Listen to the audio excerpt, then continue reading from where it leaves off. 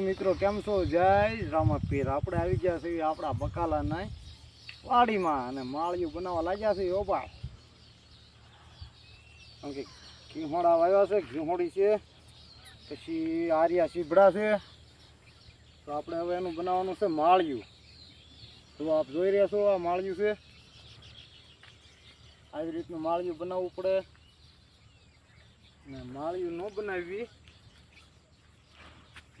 બનાવી તો મિત્રો ઘીહોડામાં હળો પડે, અથવા આપણે આર્યા સીભડા હોય એમાં પણ હળો પડે.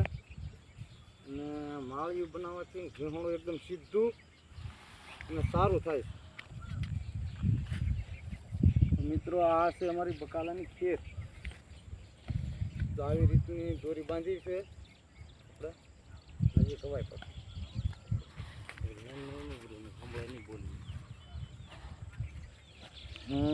તો આવી રીતની જો અમારી ખેત છે કાંક આવી રીતનું છે. વિડીયોમાં બનાવી રહેજો, કારણ કે હજી તમને ઘણું બધું બતાવવાનું બાકી છે મિત્રો. ગવાર છે, ભીંડો છે, આર્યા સીભડા છે, ઘણું બધું છે આપણે બકાલાની વાડી.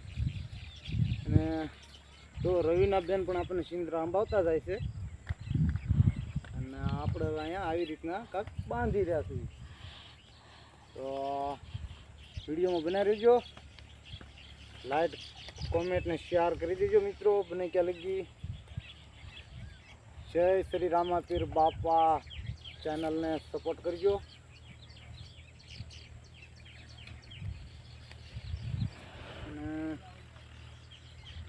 કોક દી આ બાજુ આવો ભાવનગર જિલ્લામાં આવો તો મિત્રો આવો અમારી વાડીએ. ભાવનગર તાલુકો જેસર છે અમારો.